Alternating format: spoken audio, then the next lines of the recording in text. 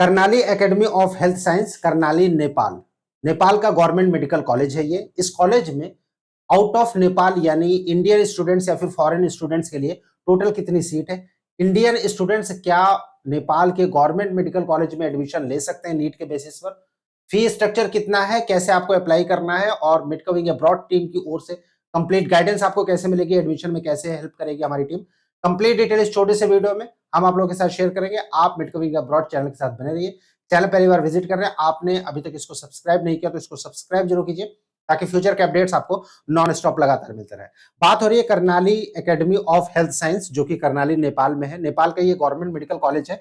इस कॉलेज में Indian students admission ले सकते हैं, लेकिन कितनी सीट है अगर हम उसकी बात करें तो इंडियन स्टूडेंट्स के लिए या फिर फॉरेन स्टूडेंट्स के लिए, इंटरनेशनल स्टूडेंट्स के लिए जो सीट है वो टोटल 4 सीट है। इन 4 सीट पर नॉर्मली क्या होता है कि जो गवर्नमेंट मेडिकल कॉलेजेस है नेपाल के, आमतौर पर यह धारणा है कि वहां के अगर गवर्नमेंट मेडिकल कॉलेज में आपको एडमिशन चाहिए तो फिर उसके लिए आपको एमईसी का एग्जामिनेशन देना होगा। गाइस ये कंपलसरी नहीं है, नेपाल का एग्जामिनेशन आपको देना कंपलसरी नहीं है। अगर नीट में आपके अच्छे मार्क्स हैं उस बेसिस पर भी आप वहां के गवर्नमेंट मेडिकल कॉलेज में एडमिशन ले सकते हैं। प्रोसेस कैसे होगा, डॉक्यूमेंट क्या क्या लगेगा, उसके बारे में फर्दर इस वीडियो में हम आप लोगों के साथ डिस्कस करेंगे। फिलहाल बात करते हैं इस मेडिकल कॉलेज में टोटल जो 4 सीट है इसमें जो फी स्ट्रक्चर है वो कितना है। गाइस अगर हम गवर्नमेंट मेडिकल कॉलेज की बात करें नेपाल के, तो एक ऐसा ये कॉलेज है Karnali academy of health science जिसमें सबसे कम फीस है गवर्नमेंट मेडिकल कॉलेजेस में।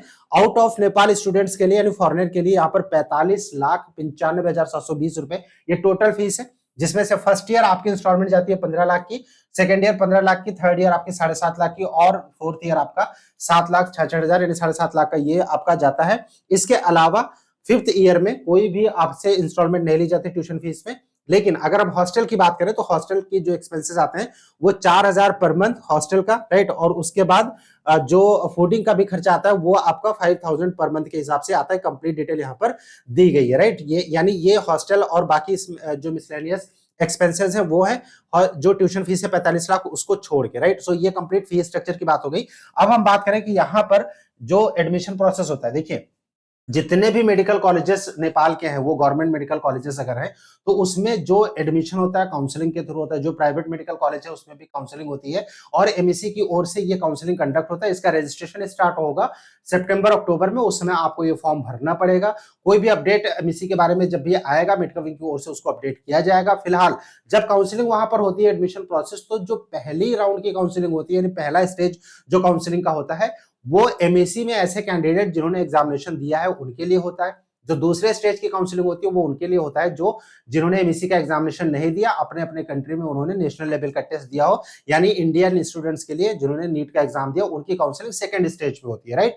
सो एमएससी में ऐसे कैंडिडेट जो पार्टिसिपेट करते हैं, इंडियन स्टूडेंट से एमएससी का फॉर्म भरते हैं, वहां पर जाके एग्जाम देते हैं, तो उनकी काउंसलिंग फर्स्ट स्टेज पर होती है। तो उस समय क्या होता है कि गवर्नमेंट मेडिकल कॉलेजेस को मोस्टली स्टूडेंट्स प्रीफर कर देते हैं। क्यों? क्योंकि सीट वहां पर कम ऐसे भी होती है। तो सेकंड जो स्टेज होता है वहां पर गवर्नमेंट मेडिकल कॉलेजेस की सीट बहुत ही कम आती है। किसी कॉलेज में 1-2 सीट आती है, किसी में किसी कॉलेज में नहीं आती। बीपी कोराला की अगर हम बात करें तो उसकी सीट सेकंड स्टेज तक आती ही नहीं है। सो ऐसे केस में नीट के बेस्ड पर एडमिशन वहां पर नहीं हो पाता, क्योंकि जो सीट है कंप्लीट 8 सीट वहां पर है, तो वो पहले ही स्टेज की जो काउंसलिंग होती है उसमें फिल हो जाती है, राइट। सो करनाली एक ऐसा कॉलेज है जिसमें फीस भी कम है और इनकी सीट सेकंड स्टेज तक आती है, यानी नीट के बेसिस पर इसमें एडमिशन होता है। 2023 की अगर हम बात करें तो वहां पर जो काउंसलिंग हुई थी 2023 में करनाली मेडिकल कॉलेज में नीट बेस्ड पर 3 एडमिशंस हुए थे। आउट ऑफ 4 में से 3 एडमिशन नीट बेस्ड पर हुए थे, जबकि एक एडमिशन एमएससी का जो फर्स्ट स्टेज का काउंसलिंग होता है उसके थ्रू फिल हो गया था